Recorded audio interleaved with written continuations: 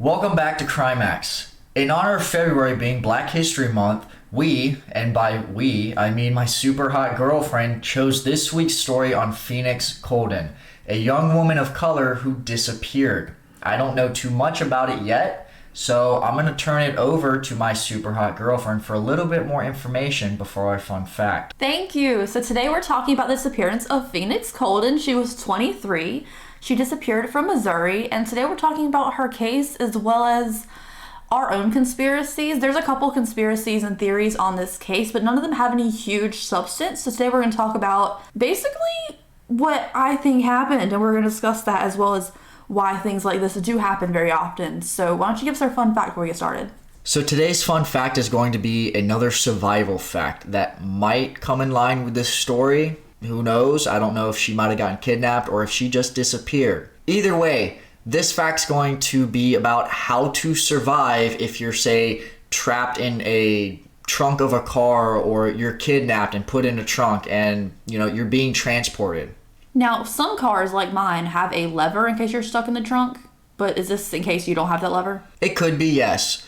Or if you want to try and maybe flag somebody down without going inside of the vehicle, if you're good enough to be able to open the back seat, because the lever is to be able to get in the vehicle. So, I mean... No, there's a level that literally says, like, if you're stuck in the trunk, pull this lever. Lever? It's like a little It pops pull the string, trunk? yeah. Okay. So, yeah, that would definitely help. But older vehicles and things like that sometimes don't really have that little lever. And for those that might have seen a bunch of different things on TV, you might already know this, but... Generally, what you can do is, if you look inside of your trunk, you have your tail lights that pop out on each corner. Usually, there's a little carpet padding or like a hard type carpet kind of covering them. You can pull that out and it exposes all the wires and the actual tail light itself. If you can orientate yourself to where you can get your feet on it, you can actually kick out the tail lights. So that way they're kind of just hanging there. And then from there... if you can get a hand free or something like that, you can, try and flag somebody down, stick your hand out of there and try and flag somebody down, let them know that you're actually in the trunk. Honestly, what I would probably do is, one, definitely get your bearings.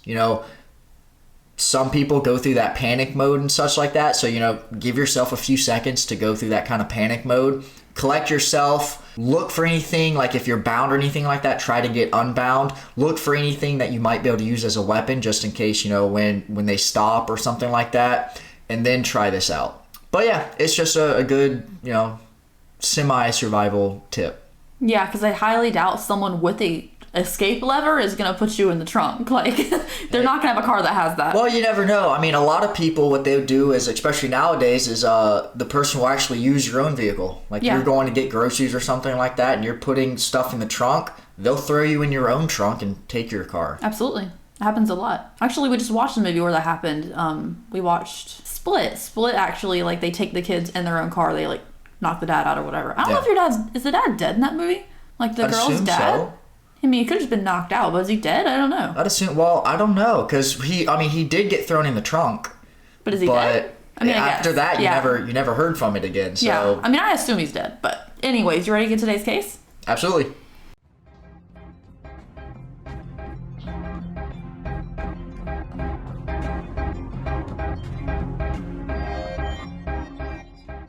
So today we're talking about the disappearance of Phoenix Coldon. She was born in California on May 23rd, 1988, but her family soon moved to Missouri because her dad had a job there. Now, the day of the disappearance was December 18th, 2011 in Spanish Lake, Missouri. She was 23 years old, and since 2011, she has not been found. There was a 2-part Oxygen documentary done on this case where just a lot of the information we got for today's case came from.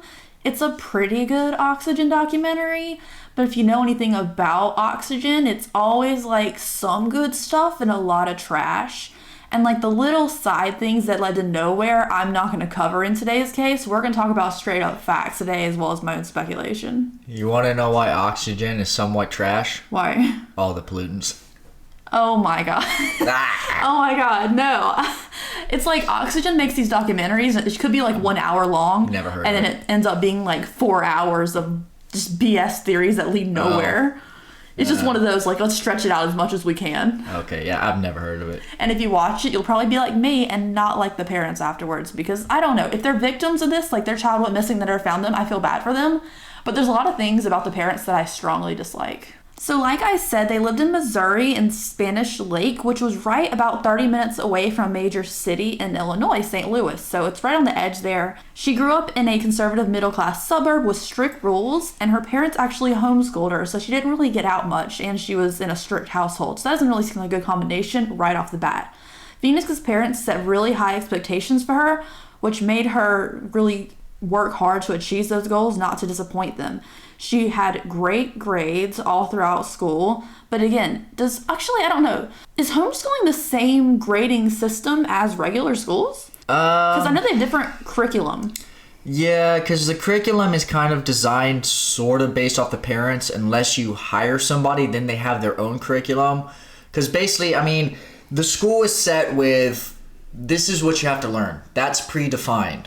How you learn it is basically up to the teacher. So they could teach in any style or any method that they want, as long as you cover the fundamental, as long as you cover what is going to be on your high school or GED test. Oh, so that really doesn't seem as in-depth to me. Because there's a lot of stuff you cover in high school that you do not need to know. Exactly. Okay, well, I didn't know. But she was homeschooled. She got great grades.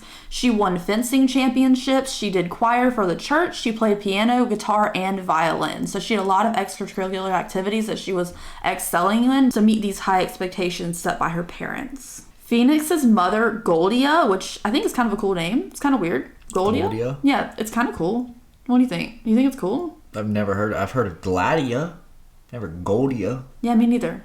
It kind of reminds me of like Georgia. I don't know, for some reason. But Goldia, Phoenix's mother, was very traditional, and she wanted her daughter to be very conservative in appearance. She wasn't even allowed to cross her legs when sitting because it showed more skin. Like you cross your legs, your skirt rides up a little more. So she wasn't even allowed to do that.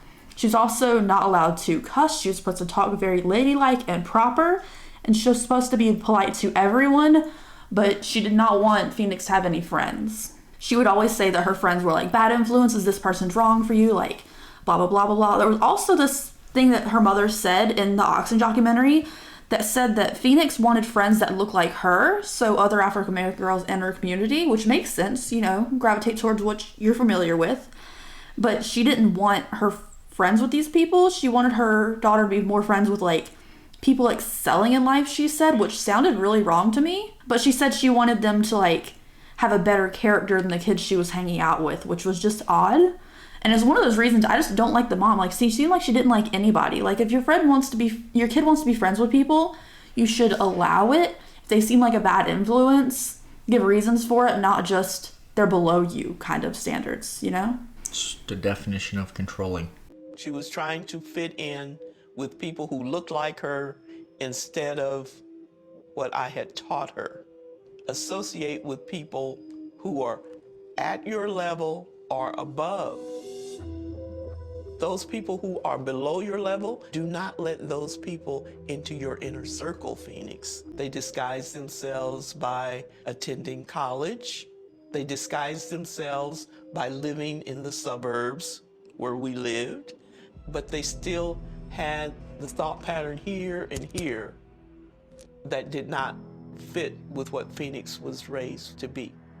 Phoenix wasn't even allowed to leave her porch to talk to her friends that she had made in the neighborhood. So, like, she was homeschooled. She wasn't getting out much. She wasn't even allowed to talk to the kids walking around her neighborhood, except from by the porch. So, like, when she was on the porch, she could make friends with people, like, walking by, like, other kids in the community.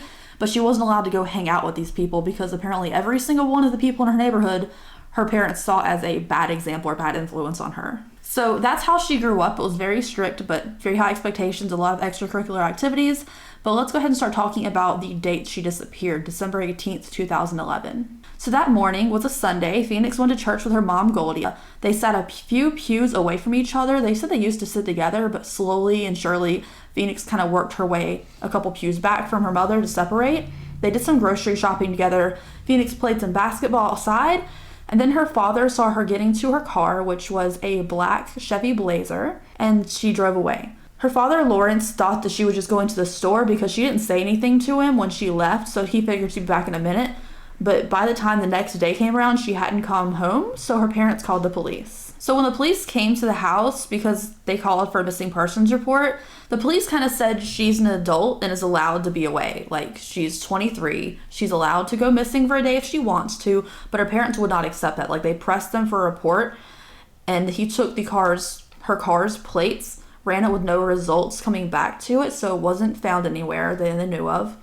And they did officially report her missing after 2 days of struggling back and forth to get this missing person thing set, because, you know, she's 23, she's only been gone a couple hours, maybe a day at most. So they didn't want to take a report, but they officially did 2 days later.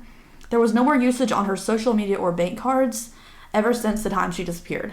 So when her father saw her driving away that day, it was the last time Phoenix was seen. Her car was actually found in East St. Louis, Illinois, 3 hours after she last left the house. Now, like I said, the police did run the plates for her car when she was reported missing the next day, but nothing came up because there was some kind of glitch where her car wasn't reported stolen, so there was no police report attached to her car, but it was in a different state too, so there was nothing for them to tag. So technically she lived in Missouri, but it was only half an hour from St. Louis, which is a different state, so when they ran the plates, nothing for the Missouri state popped up.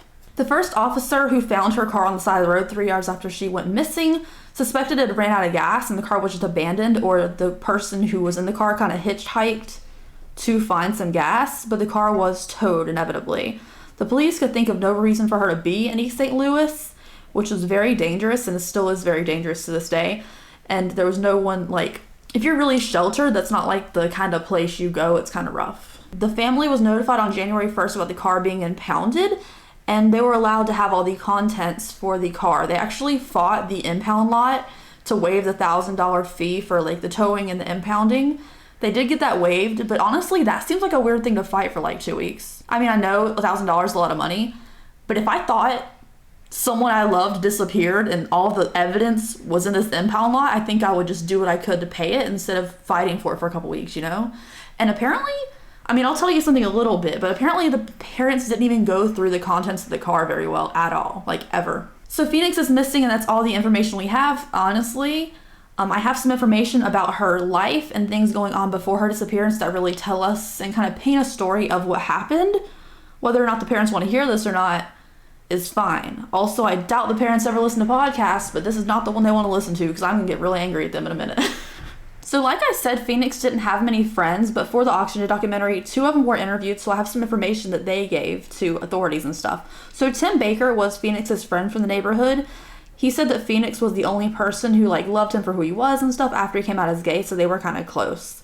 He said that she had 2 phones. One of her parents knew about because they were on the same plan, and one that was used to communicate with her boyfriend, Michael, a secret boyfriend. Isn't that always fun?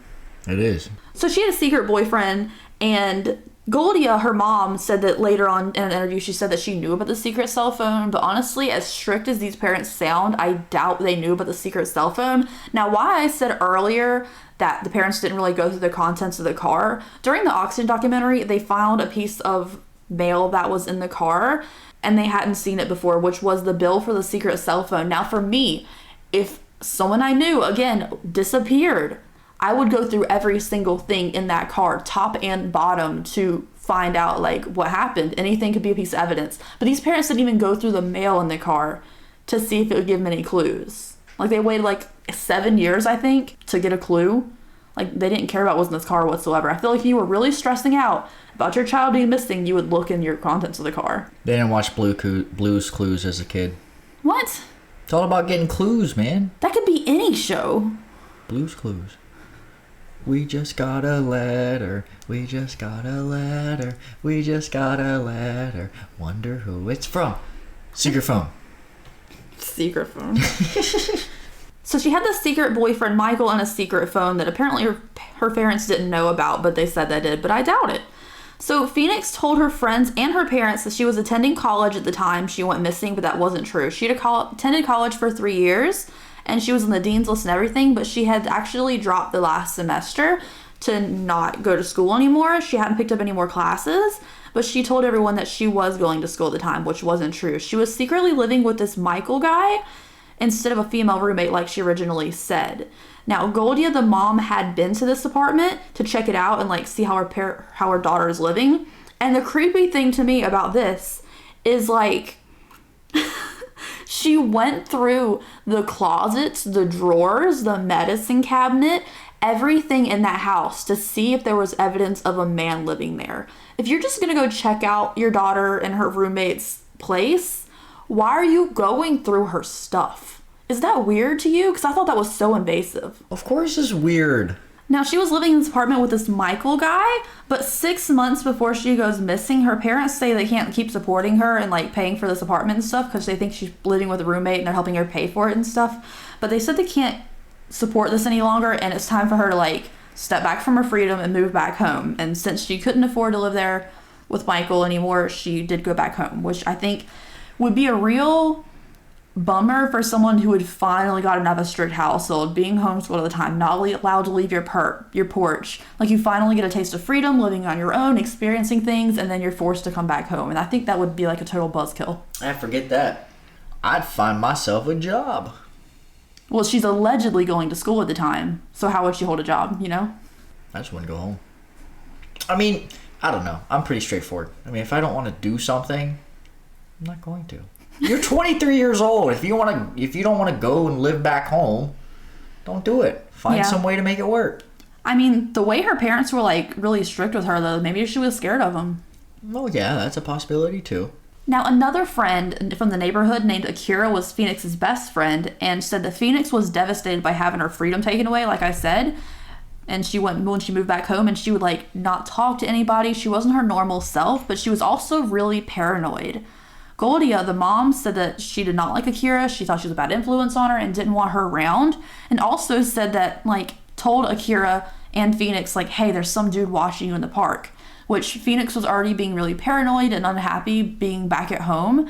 And now this just added to her stress levels. Akira also claimed there was another guy named Mike. Now, remember, her secret boyfriend was named Michael. This guy's also named Michael, but I'm going to call him Mike because that makes it a little bit different. But he worked at a cell phone store, which is how she got discounts and this extra cell phone that was like a secret cell phone. But he was seeing Phoenix as well, so she was involved with two Michaels.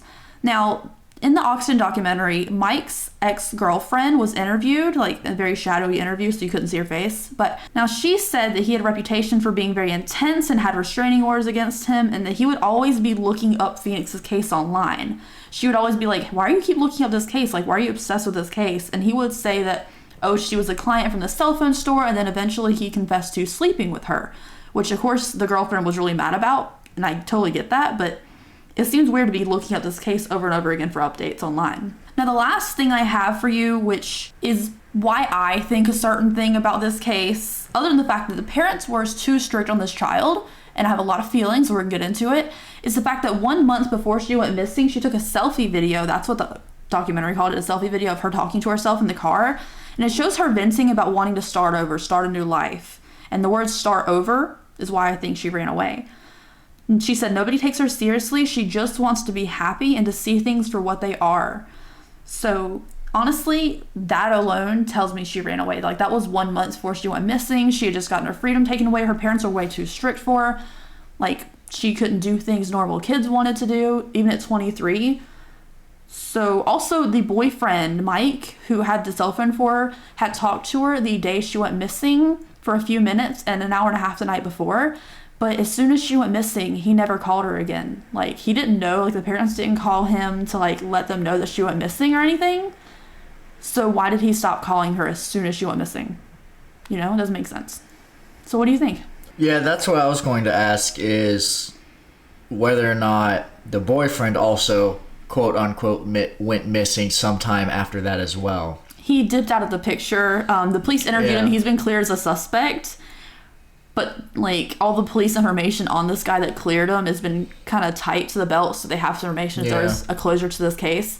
But the fact that they talked all the time, and then the second she decided to leave the house is the last time they spoke, and he never called her or anything to know that she went missing, like, he knows. He knows she ran away. That's what I think, too. I figured she got away. Yeah, the fact that her little video said start over, I was like, okay. And as someone who grew up in a very strict household, and it has affected me tremendously in terrible ways, I can see running away, because I did it too. You know? And now you're here with me. And now I'm here with you. And this cat. But like, I think a lot of people, okay, so we're mid-20s, right? I'm not going to say late 20s because that sounds bad. Okay. 28. Well, I'm not. I'm not. You're like what, 16? Yeah. Something like that, real young and stuff. But most people our age, or people who like true crime, are like young adults, parenty ages. So let me tell y'all some stuff real quick that I have some feelings about this case, and it's kind of why I picked it. Do not over shelter your children. Do not sit here and over strict everything. I know, like, I'm pretty sure my parents thought they were doing what was best for me at the time, right? Because you think you're protecting them and stuff. But it will traumatize your children in more ways than you think. It will repress things in them, and then, it affects them in so many ways. Like, I have a lot of problems about it that I would never do to someone else. I know they probably thought they were doing the right thing at the time until things weren't good at the time, but over sheltering your child will only harm them in the long run. Do you agree with that or no? Yeah. As much as it is the parents' responsibility to raise the kid or children the right way as they see fit, it's also just as important to allow the child or children to make their own mistakes and to learn from their own mistakes. So there are things that you simply can't teach your child. It's just something that they have to learn on their own. Absolutely agree. Yeah. And trying to micromanage and control every little thing is going to have some serious developmental issues. Absolutely. I mean, it really does cause a lot of issues that you couldn't even foresee. Like, I'm traumatized about things that people are like, why is that traumatizing? But it wasn't like overall synopsis of things. Like, I relate to this story because I never had any friends growing up. I wasn't allowed to have friends. Any person I wanted to be friends with, they're like, oh, they're going to be on drugs, blah, blah, blah, blah, and get you in trouble, get you arrested, blah, blah, blah. And maybe it was true, but I should have been able to do those things on my own. Like, I lived in the middle of nowhere, so I didn't have kids in my neighborhood to connect with. And you know what? I was over sheltered and over criticized, and I ran away from home. And I think it's exactly what Phoenix did. And I hope she's living a great life somewhere. Now, there is always the possibility she had been kidnapped or murdered or sex trafficked, or possibly her parents did something to her too. But I like to believe that she's out there living a better life. Oh yeah. Do you think there's a possibility that she was sex trafficked? I mean, where her car was left was like near a highway that's been known for sex trafficking. But I honestly just feel like that's just kind of a dumping ground. Like, get out of town, dump it. Yeah, but I also don't think the boyfriend would have just stopped whatever. What do you mean? I mean, well, the boyfriend, I mean, from what it sounds like, he's clearly in on it. Right. Like, he obviously knows and everything. And unless he's in on the sex trafficking, then it just doesn't make sense that he would still be calling. Yeah, exactly. Yeah. It doesn't make sense. No, and then the fact that she left a video behind saying that she wanted to start over and, like, she just wanted to be happy. That in itself can't 100% be taken, at a word, because it is a rant and things like that. She could have just had enough stress and had a breakdown. I mean, we have it. We do it all the time. Yeah. We rant and stuff. Yeah. But, at the same time, it can't be 100% dismissed either. So, I mean...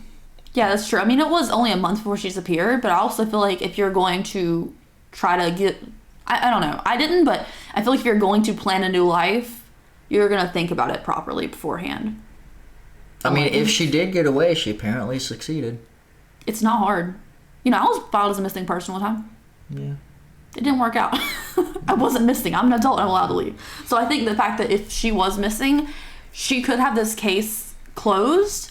They can... If Phoenix ever wants to, if she is alive out there, if she ever wants to have this case closed, she can go to the police department, say that she is her, and they will not reveal her location to her parents. See, that's exactly what I was just thinking, and you said exactly what I was waiting for you to stop talking about, is that, honestly, if I were to disappear, I would keep an eye out for the missing persons. If I were ever listed as missing, then I would, again, go in and be like, hey, this is me, here's proof, I'm not missing, but at the same time, I don't want them to know who they are. You're an adult. If you don't want it released, they won't release it. Absolutely, but I do also know of, Social Blue Book and all kinds of websites where they can find out, where you're working and stuff, mm-hmm. or, do a background check and find out, stuff. But I also think at the same time, it's better just to not be a missing person and hide yourself as best as you can. And you can also file for like a restraining order, anything you need to. If your parents are really overbearing and you're scared of them, Phoenix, like, there's solutions to this and not be a missing person. You also probably want your social security number to be used, you know? Like, how do you live a life without that? You can't really get a job without it. Yeah.